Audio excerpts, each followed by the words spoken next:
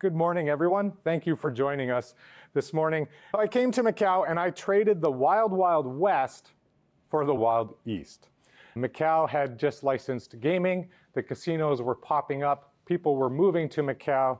And even though a lot of people thought Macau never needed another international school or an international school, we grew TIS, which we proudly know or proudly call the International School. T is a capital. The International School in Macau to just under 1,500 students. And it was a fantastic journey. But there came a point in my career when I found myself standing on the edge of the Macau Tower about to jump off. But don't worry, it wasn't like that. It wasn't one of those on the edge kinds of things. I was actually strapped in a straitjacket, and I was about to attempt the world's tallest bungee straitjacketed escape in the world. Now, this is also a very good metaphor for leadership, and especially my leadership journey. It's controlled chaos. You're moving fast, you're screaming like a 12-year-old boy, you're under pressure, everyone is watching, and sometimes you're not entirely sure how you got there, and you sure as hell don't know how you're going to get out of it. My journey has been a series of midlife crises.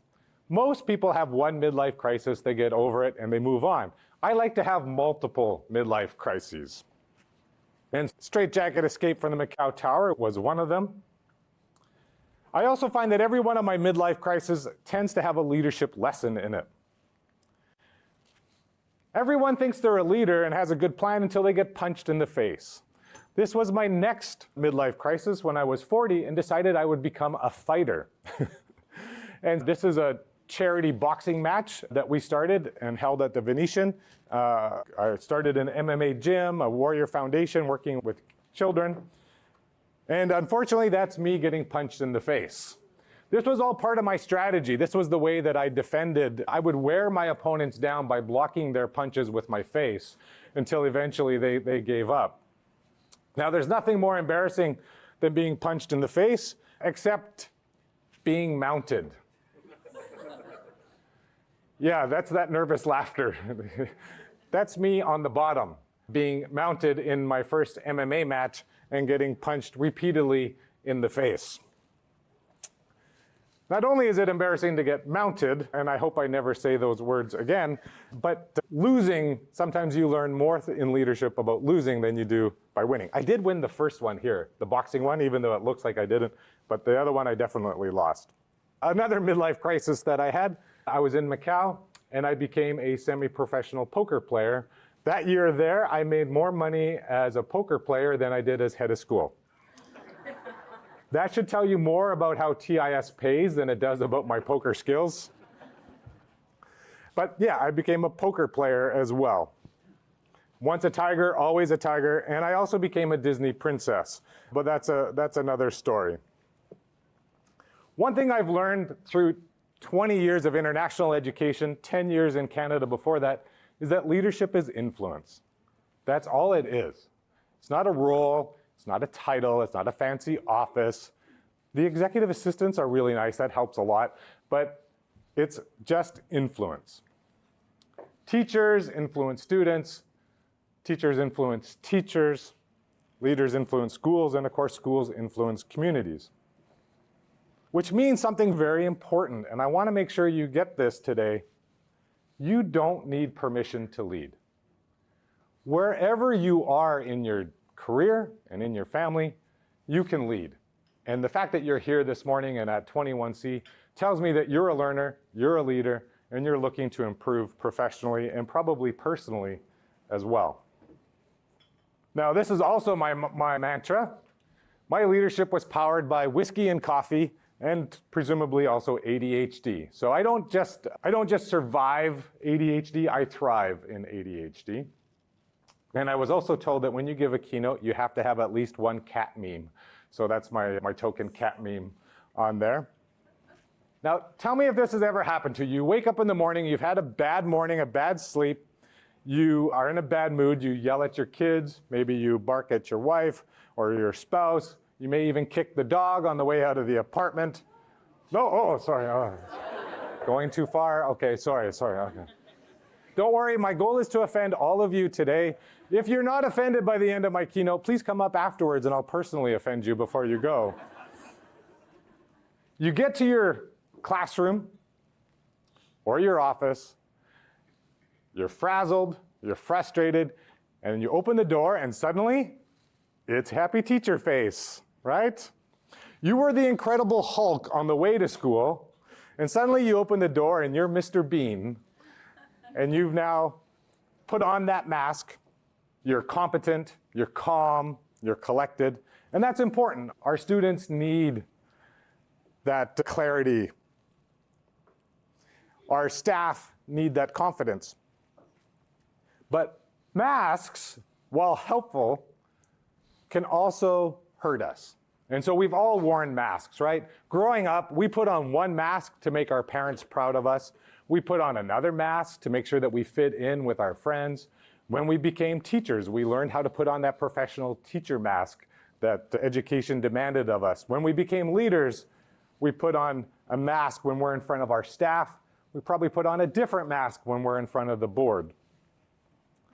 But the problem with masks is that it becomes dangerous when you start believing your own performance, when you start believing that the mask that you're wearing is more comfortable and more you than you are without it.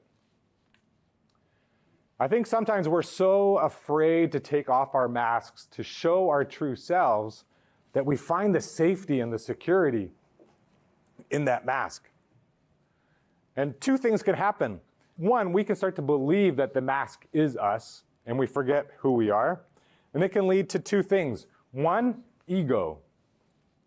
I've seen more schools falter because of the leader's ego than almost anything else. Now, the ego doesn't actually come from them being amazing. It comes from them being insecure. The other challenge about masks, though, is that we lose ourselves. We forget who we really are. Now, a staff member once asked me, Howard, when will it ever be enough? As Justin said, I have a lot of claims to fame. I was very successful. I was very driven. Last year, I was running 8 international schools. I started as an international teacher, or as a teacher, and then an international school head.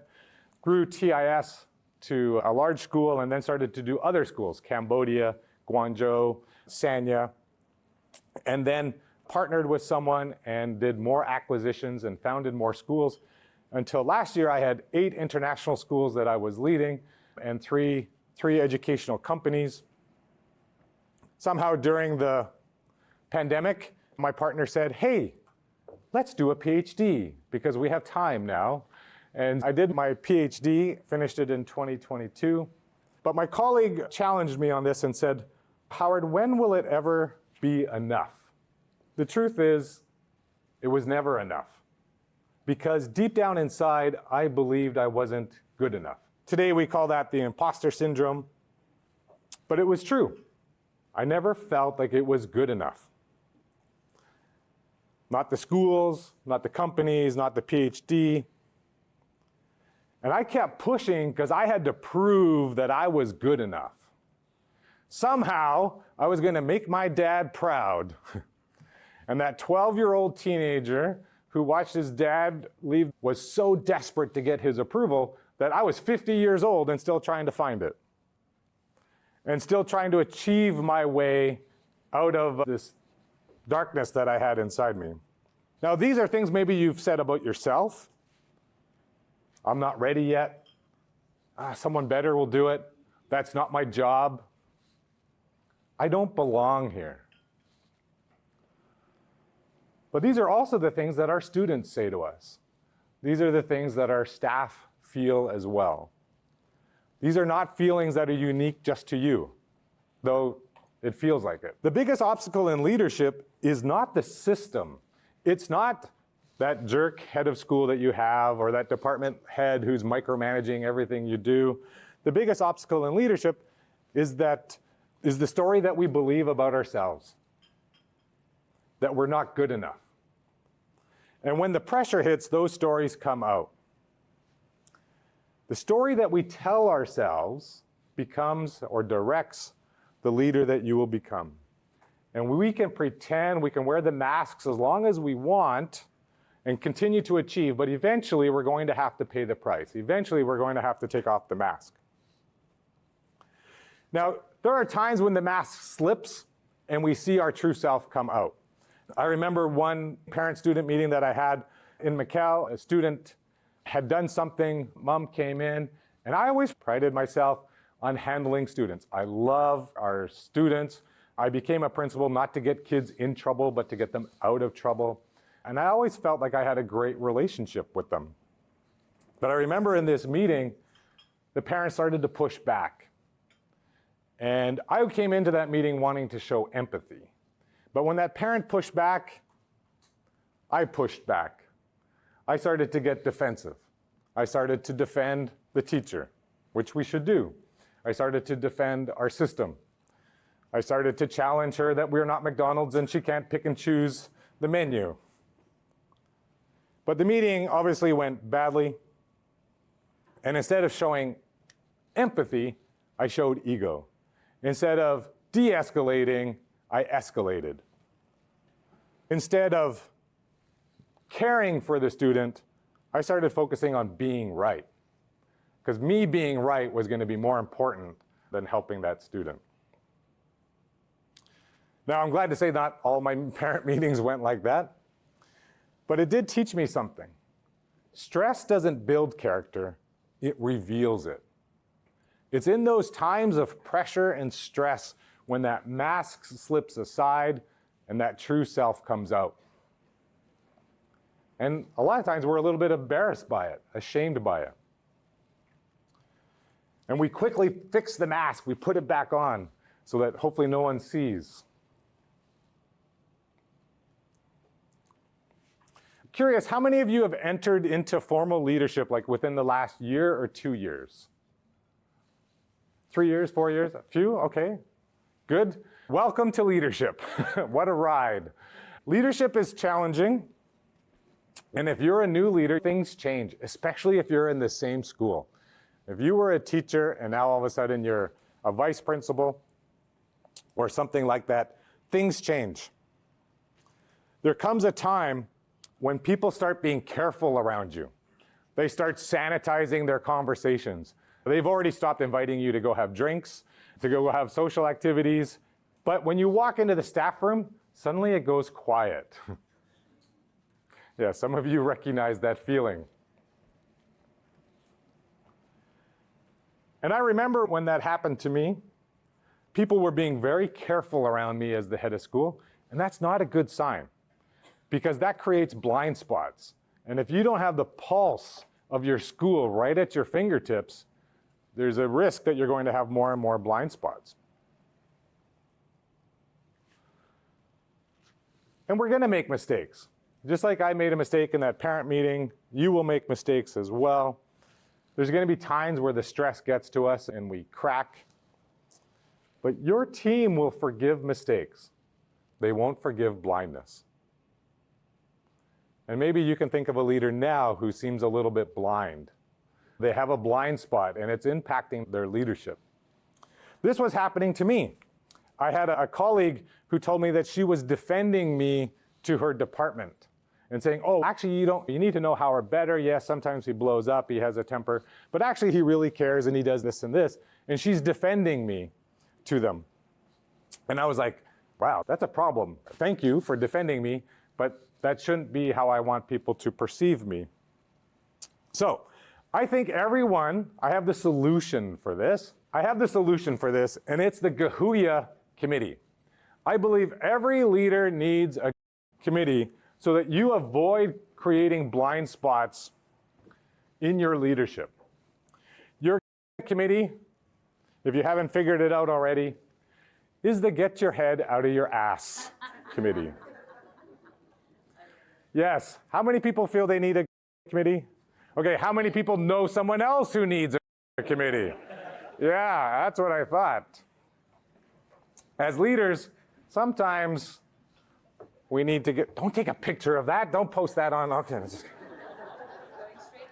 Straight on LinkedIn. Oh yeah, good. Yeah, we all need a group of people who are contractually obligated to tell us the truth, no matter what, especially when we don't want to hear it. About 18 months ago, my life from the outside looked amazing. I was leading 8 international schools, 3 companies. We were creating deals with British brands to bring them into Asia. I had just finished my PhD. And by all measures, it looked incredibly successful. I was fortunate enough to be flying around business class all over the place. I think that year I spent 120 to 130 nights in hotels, which some people think is glamorous. But for those of you who spend a lot of time in hotels, you know that it's not. But it looked very successful. But privately, I was lost. My quest for success and achievement was coming at a cost. And it was going to become time to pay. Am I done? It was time to pay the bill. My relationship with a wonderful woman was collapsing. Again, the same behaviors that had cost me my first marriage and my first family was threatening to cost me again. And I can tell you something, if you don't fix the problem, you will continue to pay the price. And so my family was at risk, my reputation felt fragile, my business partnerships were uncertain. And there was a really real possibility that I was going to lose everything.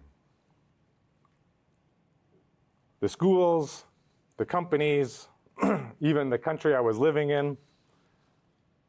And that's when I realized something.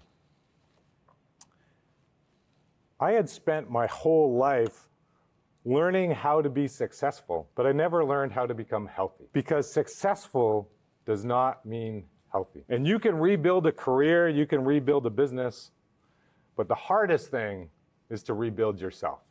Now, let's talk a little bit about leadership. All of these attributes of leadership, energy, clarity, resilience, insight, emotional regulation, I don't know what that is, but my therapist told me to put it on there. All of these things are important, the framework, the knowledge. But leadership is biological.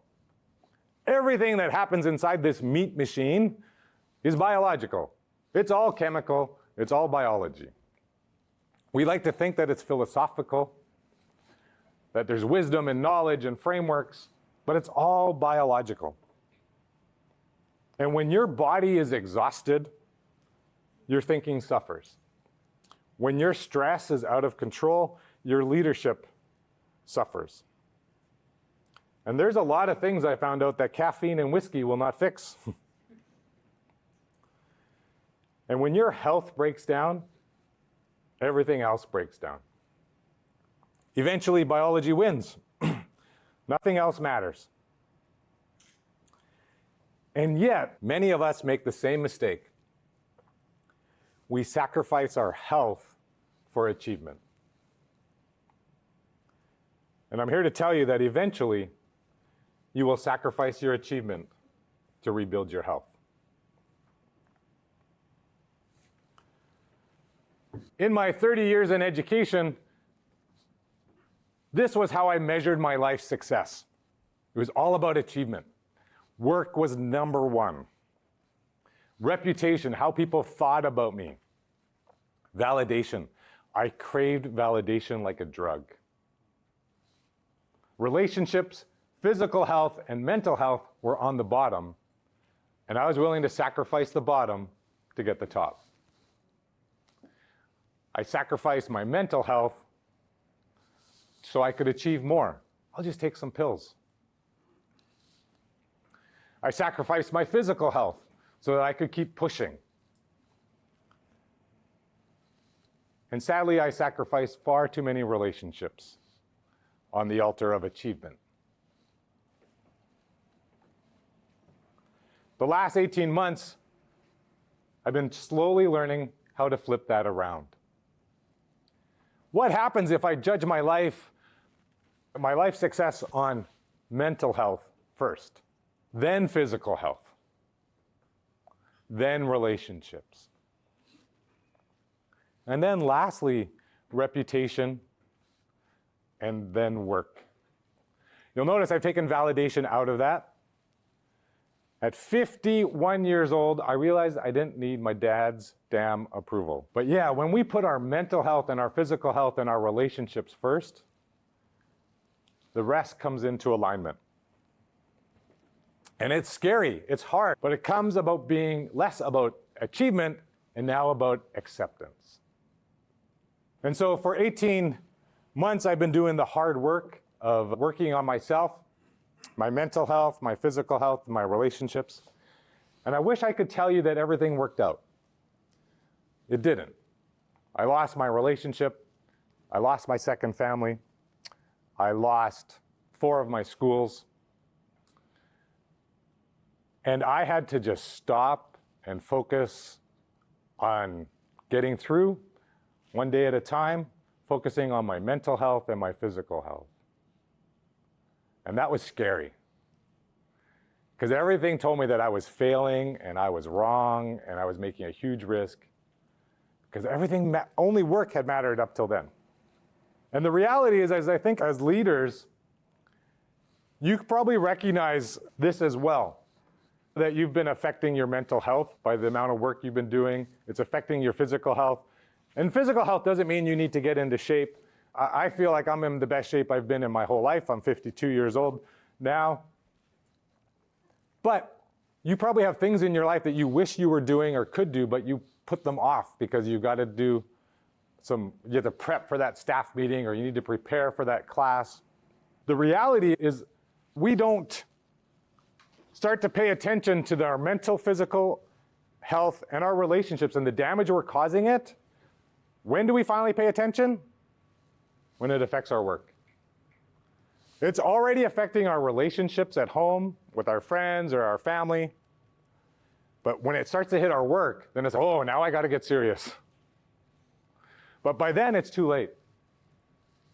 So I'm not sure where you are in your challenges, but if you know your physical and mental health is suffering, I really challenge you to take control, get some help, focus on it before it affects your work. Because it's so much harder once it affects your work. And when we flip this around and we start to measure our life and we are willing to take off the masks, then we can start to become our authentic self. The messy, broken, growing self, and that leads to authentic leadership.